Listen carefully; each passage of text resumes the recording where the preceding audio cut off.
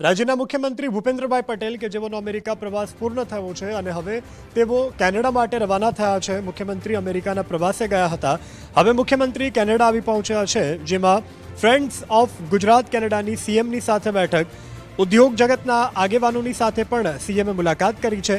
25 ઓગસ્ટે મુખ્યમંત્રીનો આ પ્રવાસ પૂર્ણ થશે। 26 ઓગસ્ટે મુખ્યમંત્રી ગુજરાત પરત ફરવાના છે। તો 2002 બાદ પ્રથમ કોઈ મુખ્યમંત્રી છે રાજ્યના કે જેઓ વિદેશ પ્રવાસે ગયા છે।